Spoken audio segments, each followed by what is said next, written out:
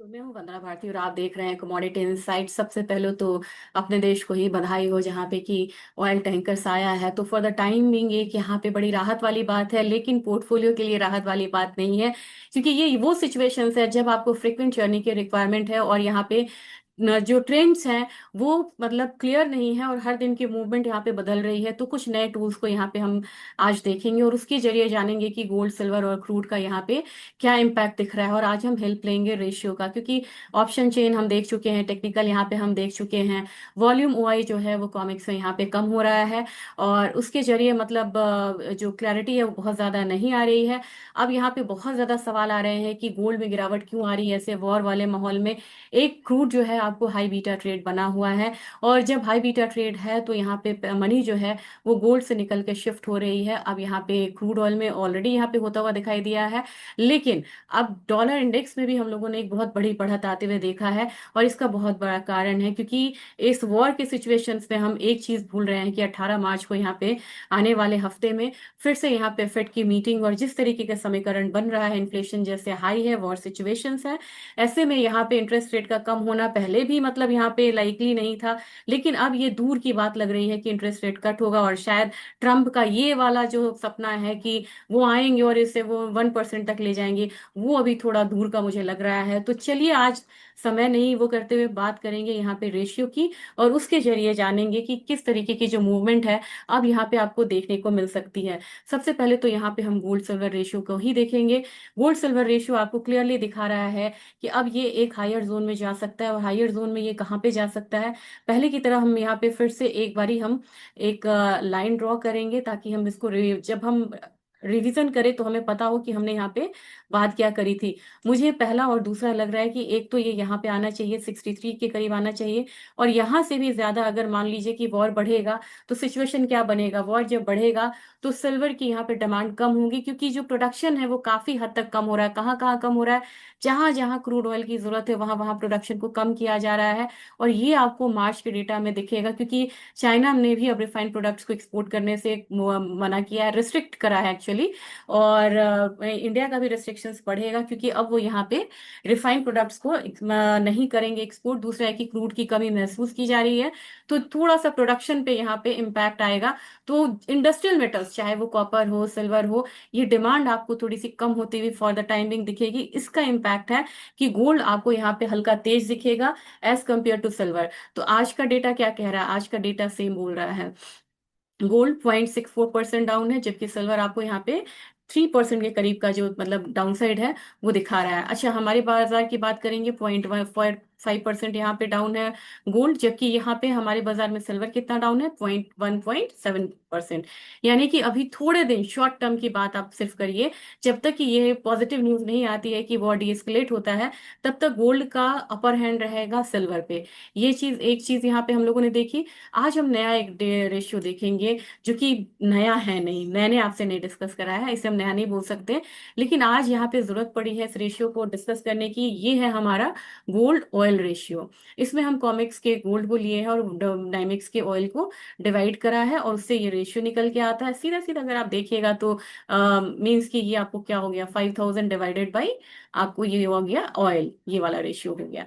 अच्छा, अब यहाँ पे क्या है कि ये रेशियो में नीचे जाने का मतलब है ऑयल का तेज होना यहाँ पे, और गोल्ड का कमजोर होना। अगर ये रेशियो ऊपर जाती है उसका मतलब है गोल्ड यहाँ से तेज होगा और ऑयल यहाँ से कमजोर होगा। अब आप लोगों में से काफी यहाँ पे टेक्निकल के जानकार भी हैं, उन्हें भी ये बताना होगा कि आप अपनी राय यहाँ पे दीजिए कि यहाँ पे किस तरीके की मूवमेंट आपको लग रही है। फिलहाल फिलहाल ये 50 डेज की मूविंग एवरेज से ज्यादा यहाँ पे तेज ट्रेड कर रहा है, लेकिन काफी ज्यादा एक मतलब कह सकते हैं कि वोलाटाइल सिचुएशन है, इसको हम इतना आसानी से मतलब वो नहीं कर सकते हैं डिफाइन। तो अगर आप ये चीज अगर आप यहाँ पे आता हुआ देखते हैं तो इस लेवल पे आज हम थोड़ा सा चर्चा करेंगे, और आपका टाइम मैं लेना चाहूंगी इस पे। मुझे लग रहा है कि जब तक ये 11 से ऊपर नहीं जाता है तब तक ये टिकाऊ नहीं है, और नीचे की तरफ 10.46 रहेगा, यानी कि फिलहाल ये एक रेंज में रहेगा। लेकिन अभी के हिसाब से, अगर आज के दिन के हिसाब से अगर देखा जाए, तो गोल्ड प्राइसेस में इतना ज्यादा गिरावट यहाँ पे है, दिख रहा है 0.6% दिख रहा है, लेकिन यहाँ पे ऑयल आपको थोड़ा सा ही गिरता हुआ नजर आ रहा है। मुझे लग रहा है कि ये रेशियो जो है वो थोड़ा सा यहाँ पे मतलब कि वीक जो है वो हो सकता है, अगर ये यहाँ पे सस्टेन नहीं किया तो। अगर नहीं सस्टेन किया तो ये कहाँ पे आ सकता है, ये 10.3 के करीब आ सकता है।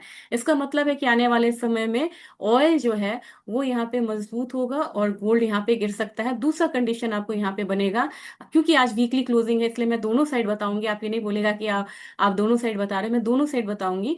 अगर आज की क्लोजिंग यहाँ पे ऊपर की तरफ होती है तो उस समय मान के चलिए कि वीकेंड में कुछ अच्छा न्यूज आएगा, क्रूड ऑयल प्राइसेस नीचे की तरफ जाएंगे, तो ये रेशियो आपको आ सकता है 11 की तरफ, यहाँ पे आ सकता है, जो कि अभी 10.61 है।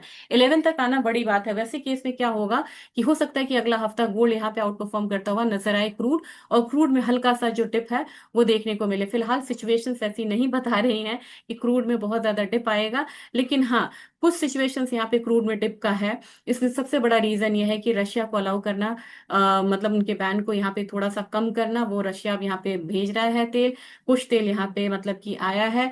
और ये बोल रहे हैं कि नेवल शिप जो है वो स्क्वाड करेगा। ईरान ने सिग्नल्स दिए हैं, यूएस से इंडिया से बात चल रही है, चाइना से बात चल रही है।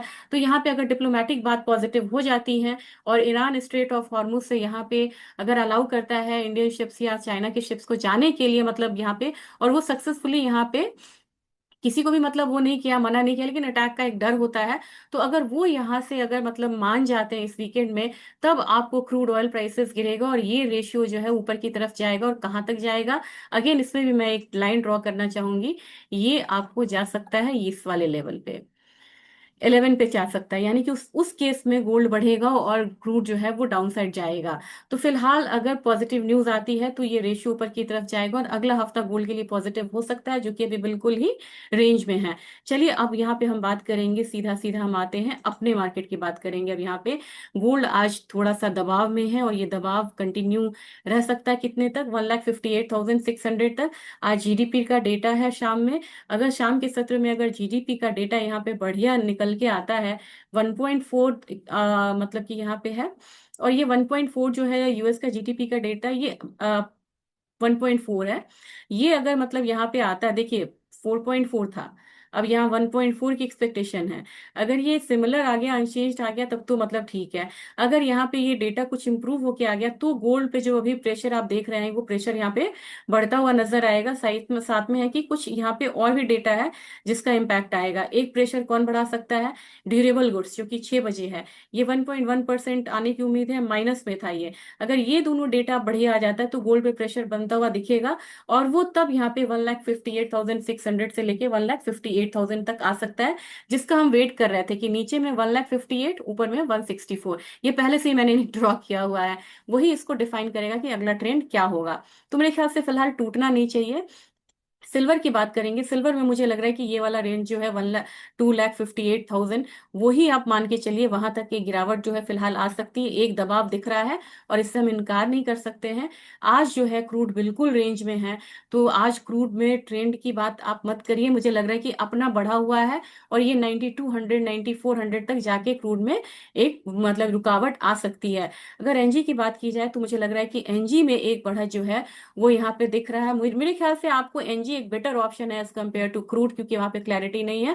314 से लेके 320 मुझे लग रहा है जा सकता है यहाँ पे। और इसी बीच में मैं एक बारी गोल्ड 20 को भी लेती हूँ, गोल्ड 20 और सिल्वर को भी लेती हूँ, क्योंकि यहाँ पे एक दायरा बना हुआ है, ये वाला लाइन है, ये दायरा है। आज थोड़ा सा करेक्शन आएगा, बहुत ज्यादा पैनिक नहीं है, लेकिन 130 तक एक बारी आ सकता है।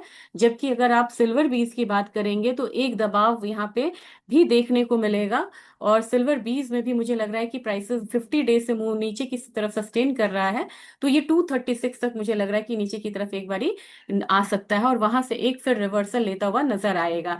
अब एल्यूमिनियम में भी आज के दिन एक गिरावट आ रही है, क्योंकि फ्राइडे है, आपको पता है प्रॉफिट बुकिंग होती है यहाँ पे, तो जो भी अगर मान लीजिए कि पूरे हफ्ते चढ़ा है तो थोड़ी सी प्रॉफिट बुकिंग होगी तो नीचे आएगा। मुझे एल्यूमिनियम लग रहा है कि 342 तक यहाँ पे इनफैक्ट आ सकता है। जिंक में भी यहाँ पे दबाव है, जिंक यहाँ पे आपको 322 रुपए के करीब आ सकता है, 322। जबकि कॉपर में अब यहाँ पे जो वीकनेस है बढ़ती हुई नजर आ रही है, 1182 के करीब यहाँ पे नजर आ सकता है। निकल में मैंने तेज कहा था, मुझे निकल में वेट करना है, और मुझे लग रहा है कि जब तक इससे नीचे नहीं आया तब तक ये सस्टेन कर सकता है, और ये लेवल है 16-12। ये एज एस एल आप इसको वो कर सकते हैं, ये बहुत क्रूशियल लेवल है। जबकि अगर आप बात करेंगे एग्री काउंटर की, एग्री काउंटर में जीरे की तेजी यहाँ से बढ़ती हुई मुझे नजर आ रही है। मुझे लग रहा है कि एक बार 22,600 के करीब यहाँ पे आ सकता है। और ऑयल सीड्स पे मैं कोशिश करूंगी एक वीडियो बनाने की, क्योंकि यहाँ पे काफी ज्यादा मतलब कि सप्लाई डिसरप्शन से फर्क आया है और वहां पे प्राइसेस बढ़े हैं। 11,660 के करीब मुझे धनिया लग रहा है। टर्मरिक की बात की जाए तो टर्मरिक में मुझे लग रहा है कि ये एक कंसोलिडेशन जोन है। यहाँ से उठेगी ये कमोडिटी तो ये 50 डेज के मूविंग एवरेज के पास जाएगी। ये एक बहुत अच्छी कमोडिटी हो सकती है, भले ही अभी यहाँ पे सप्लाई साइड है, लेकिन अगर ये रास्ता खुलता है एक बारी, वॉर अगर मतलब कि वो होता है, तो फिर आपको स्पाइसेस में एक अच्छा खासा मूव देखने को मिलेगा, जबकि ऑयल सीड्स में आपको गिरावट आएगी। और यहाँ पे ग्वार सीड में भी मुझे लग रहा है कि 10,300 तक के लेवल है, बहुत ज्यादा नहीं। ग्वार सीड में भी मुझे लग रहा है कि एक range bound kind of move है, यहाँ पे बहुत ज्यादा मूवमेंट नहीं है। हाँ, लेकिन कैस्टर जो है ये एक बढ़ती हुई कमोडिटी है, लेकिन यहाँ पे हिकअप्स आएंगे, यहाँ पे आके अपसाइड जो है रुक सकता है। ये है 65-50 वाला जोन। तो ये आज का एक अपडेट था। और आप भी एक बारी क्रूड और गोल्ड क्रूड के रेशियो पे काम करके देखिए, और ये कैसा काम करता है जरूर शेयर करिएगा। और अपने जो क्वेरीज हैं उसको क्वेरी सेक्शन में जरूर, कमेंट सेक्शन में डालिएगा। कोशिश करूंगी मैं मतलब सारे आंसर करने की।